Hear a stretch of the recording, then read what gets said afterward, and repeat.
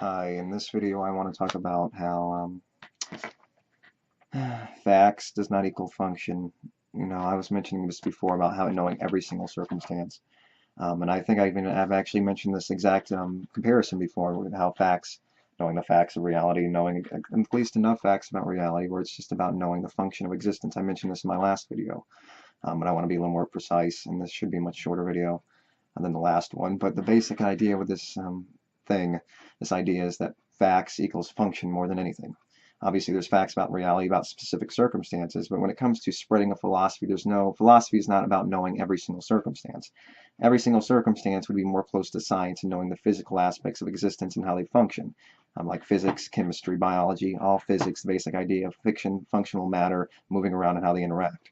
That's the basic function of existence, knowing every single circumstance. But even science, describing the very thing that has actual matter movement, cannot describe every single circumstance. Religion, your religion that you may believe in, doesn't describe every single circumstance. It's sort of like life and existence describing the function. Um, and how something like the Bible, using it as a religion, doesn't describe every single circumstance. It just makes blanket statements. So you're not going to understand necessarily the circumstances. It describes a function more than in a circumstance, but not a specific circumstance to everyone's single situation. So you can say religion based on its own merits, even though it's only proof of itself. Something like the Bible is only proof of itself. It only has proof of itself with itself. Has no other proof. You can, if you want to levy that thing against, say, something like science, you can levy it against religion as well, because it's using the exact same examples, only more obscure and made-up examples that have no foundation with facts or reality. Has no foundation. It only has a foundation based on itself. It's built on nothing else other than something that it says and self-proclaims, and uses a bunch of self-fulfilling prophecies through the minds of, through the proxy minds, by proxy through the minds of individuals, using that as an example and say, thinking of something, using that as an example and saying, obviously this was a miracle because it mentioned that in the book, or whatever book it may have been. So almost in a way against religion, using people as their human shields as a basic idea of saving a saint, the saint of something like the Bible and its pages, whatever that may mean, using the people by proxy, meaning like, being controlled by the strings of it, tethered to it, using them as cannon fodder to protect a basic functioning idea. Like I mentioned, it's the idea, a basic function. An idea is a basic function. An idea is not a specific circumstance. It can be pertained to a specific circumstance and allows you to understand a specific circumstance, but an idea is not a specific circumstance. So it's using those ideas, and it's using people to spread those ideas. Or like a parasite, an idea is a parasite. It's like a meme. It travels through people and uses them as fodder for, almost like a cat. So how some cats cause mice to go insane to run towards them. It uses those people. That a delusion causes people to go insane and run into things, suicide bomb into things, and using that as a way of making people go insane. Maybe instead of being a virus or some kind of bacteria, it's an idea, a functioning parasitic idea, which can speak metaphorically as opposed to for something that's physically existing. And like I mentioned before, the physical existence of a bacteria compared to something like science, even that can't explain every single circumstance. Drawing a comparison between those two ideas. And something that's metaphorical, like an idea that's spread out through like a religion. It's an idea. It's not an exact specific description, because like I mentioned, reality explains itself in your explanation. Only every time you talk, you're just adding one more piece to the puzzle of describing existence. So therefore, you're not describing yourself talking. You're describing outside of what yourself's talking. But even then, you can't describe everything. At that point, you're just describing a function. You're describing an idea that's being pertained based on your interaction with the environment. So there's only so much you can do based on these interactions. And these interactions can only go so far. So yes, you can only know so much, and facts equal function. Obviously, there's facts out in reality. You turn a doorknob, you open a door, you walk. You obviously can't describe how every single movement, axis, XYZ axis, whatever axis you want to make up. And just because you're saying you can't describe it doesn't mean there's an infinite amount of axes. So, whatever that may mean, there's no infinite number of mysteries in which your toe can move left, right, up, and down. How your toe moved when it, curved off the ground when you're walking out the door. It doesn't matter how much you know about that, because it's about the function more than anything. You can say, I broke my leg. Okay, you walked out, you stumbled, you broke your leg. You're going to describe specifically enough to describe how you broke your leg. Say if you're trying to say if someone broke your leg and you're pressing criminal charges, obviously you wanted to be able to describe how it happened specifically enough, but you're not going to describe it exactly because life explains that enough, unless you want to say your description was exactly how it happened and just applying that standard to everything that you say. But even then, it's just an extra addition to the it's just an extra addition. It's a pointless addition to make when it comes to describing the specific circumstances of the reality that you're experiencing, because it's not a practical thing to do. And if anything, you're just creating a false comparison between what you're saying and saying, yes, that's exactly what happened, at least from my point of view. And at that point, once you say another person's point of view, it doesn't really mean anything. It's just that your two point of views as sentience exist in reality. That reality explains itself. Your description and your mutual understanding of making a point across exists, and the thing that happened exists. Your description is just another function in that functioning matter where you can't necessarily understand it fully or describe it entirely. It's just something that exists in reality. Like I mentioned, it exists on its own. It explains itself. It's something that you interact with sensually, and that's the closest you're going to get to at least describing it, is experiencing yourself. Like I mentioned, words are less powerful than the feelings that you have. So like the feelings that you experience describe more of reality than the words that you have, because they actually are one-to-one. Because your feelings are part of reality, your words are kind of a disconnection. Even though, say, when you're speaking like I am now, and your throat's kind of sore, it's a part of the experience of speaking. But the words coming out of your mouth as concepts, ideas, don't exist beyond they exist one step under the facts that exist on their own, such as the feelings. The words don't describe anything, and they're less meaningful than the feelings that you're experiencing. So, anyway, yes. Like I was making the example between the Bible and any kind of religion, like how you're an atheist of all other religions, you're agnostic, and whatever, you're an atheist to other religions, you're non-theist to other religions, except you're one, or whatever it may be. You believe in all religions, okay? You're just making a fool's game out of that game. Any kind of belief. Now you're insulting the belief of any kind of religion at that point, but there's nothing really insulted beyond the fact that people believe in something so silly to begin with. Well, that's besides the point. You're just insulting the idea now. If you believe in a religion, it's either like that, or you believe in one religion and you're an atheist to all other religions. You've heard that example before, I'm sure. At least the fact that I'm preaching to the choir, anyway. Anyway, yeah, so that's the basic idea. Preaching to the choir, and there's not really much else to say as far as I know. It's a basic idea. Those functions, other than being existing on their own, at least when you have science, you have the facts and proofs based on evidence and thorough investigation and research, and the facts and experience and the facts of reality that you experience on a day-to-day basis based on the proof in your interaction with them, as opposed to something that's an idea spread in a book that is only proof of itself, that has no real basis or foundation to prove whatever it says exists, other than, conveniently having some kind of apropos kind of convenience when it comes to using self-fulfilling prophecy, like I mentioned, by way of these humans or people that believe it, and using that as examples of miracles and whatever it may be, or convenient circumstances, like I mentioned, where it comes to, obviously, they based it some on reality, but it's based on certain archaic ideas that have nothing to do with, based on any real foundation of any kind of real evidence or any kind of science. It's fictional stories based on reality.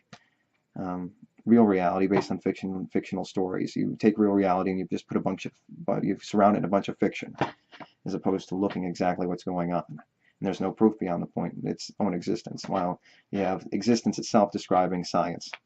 It exists on its own, based on your own interaction with it. Yet in the Bible, you see no examples of it, and is used in no examples of what's listed in the Bible, or you see very realistic examples of what's listed in the Bible. Say if someone said they ate a sandwich, you obviously are going to see that in reality if it's mentioned in the Bible. A Last Supper, everyone has a Last Supper.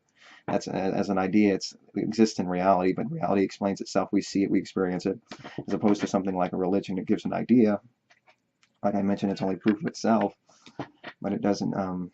It's just an idea. But like I mentioned before, existence has science has its ideas. It has its function.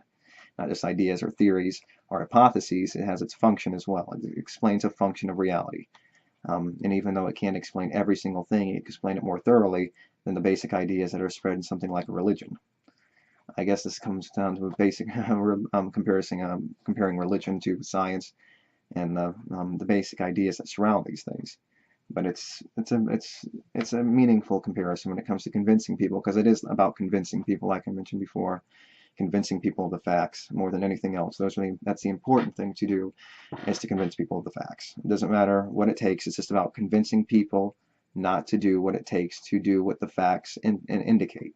Facts indicate that this game is not working, and it's about convincing them of that and using those facts to indicate an means to an end. But it's not about making it, it's about the end that matters in the end, and that we want, and making it as efficiently there as possible. But sometimes it takes some risks and things like that. Sometimes you have to break the rules of the risk aversion to make sure that end is met, but doing it as efficiently as you know to be possible, as you can mutually understand or come to a conclusion based on you and someone say any other judge that may be coming to a conclusion about this kind of thing. Come to a mutual understanding to what you know based on your and the other person's knowledge, to come to a conclusion to what seems to be most efficient based on your knowledge and someone else's knowledge, which creates a more broad knowledge, a more thorough understanding of existence. So, yeah, the facts equals the function, not the specific exact way every single movement that's existing. It's just the function that we're describing. It's the function that matters. It's how the basic function of existence. How every single thing happens, it doesn't mean anything. It's just about that we know the function, we know the basic ideas, and if you know the basic ideas and they're poignant, they're meaningful enough, you realize that the ideas can be spread. And sometimes it requires more or less for certain people to be convinced of these ideas, depending on where they are and how thoroughly convinced against it, or for something else they may see that they are. And it's about convincing the ideas, and convincing and not using. But this idea is good enough to at least promote the idea that, like comparing it between religion and things like that, that the things that may be believing in, such as something like a religion, have less proof than science, obviously, not only based on the facts of existence, but based on the idea that they're functioning on a lesser level when it comes to basic function and ideas. Not only is it just proof, it only has proof of itself with itself. It's the only proof. The only proof of itself is itself. And the fact that you haven't seen any of these, it's based on a bunch of fallacy and fantasy that exists that hasn't been proven. Why you see the proof of facts of reality, and like a bunch of people, relying on science but then believing in a religion, even though the religion may advocate against, say, something like medicine or whatever it may be. Obviously, there's these kinds of things, and obviously you can argue in many cases many of these people don't believe exactly what they seem to preach in many circumstances. So that's obviously a consideration to make between people and what they may or may not believe, or what they say and what they actually believe, what they say they believe and what they actually believe. So in many circumstances, that the standard is much lower when it comes to something that has no proof of it, anything but no proof of itself but itself. So if it's only proof of itself, the standards are much lower when it comes to convincing people of the truth. It just requires a simpler mind, or more thoroughly diluted mind, to be convinced of those things. A person that's already deluded, or a very simplistic mind that allowed you to be deluded to begin with, and allowed you to get even more deluded by believing something else. So it requires, in many cases, those prerequisites, those predispositions to believe something like that. So anyway, is there anything else to mention? I'm not sure. So yeah, facts equal function, not every movement. That's been thoroughly explained. Proof of itself between religion, any kind of delusional belief. But I'm using religion and text as an example, or fiction novels as an example, because it's a nice comparison to make when it comes to a broader idea of some kind of delusion that most people can at least relate to based on someone they may know, or a past experience, or their own experience right now. So it's a nice way to make a comparison between what they believe and the lower standards when it comes to the basic ideas that they rely on as well. to get their point across. But the only thing between that and say something like science and philosophy is based on the things. Science is based on the things that you see in reality, and based on a scientific investigation that can be seen in reality, while um, religion relies on things that you can't see in reality. It relies on very specific circumstances and convenient circumstances to rely on the very basic things that they rely on, that they use as that they use as that they base on reality, and having that as a specific circumstance to describe reality. They say it's do unto others as you would want others to do unto you. Then you apply that to your specific circumstance, and that's something that can be at least applied in reality as an idea. And once you apply that, all of a sudden it's a self-fulfilling prophecy, or whatever it is, to make you believe that all of a sudden what that book says is all true. Like, at least I can put more meaning behind this book. I can believe it more. I can rely on it more, because at least there's one idea. And once you have one or two or three ideas that are based on reality to begin with, because the book is based on reality, but then they add obviously all the fiction, and they interlace all the fiction between all the lines and the pages, obviously, and apply all sorts of fiction to it. The basic idea is still there, only applying a fictional myth to it.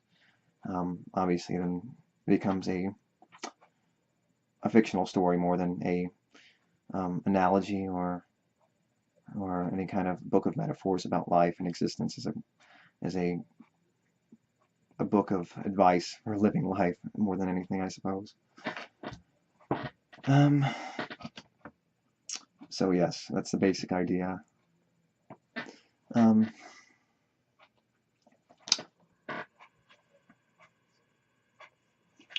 Let's see if there's anything else I need to mention. Fact versus fiction. Facts versus fiction. Facts. Yes, facts versus fiction. And facts equals function. Facts versus fiction. Facts equals function. That's a nice way of looking at it. So yeah, I don't think there's anything else to mention on the subject. Yes, I think I mentioned everything good enough anyway. So if I have anything else to mention on this idea, I'll mention it some other time in some other video. So thank you, and until next time. Bye.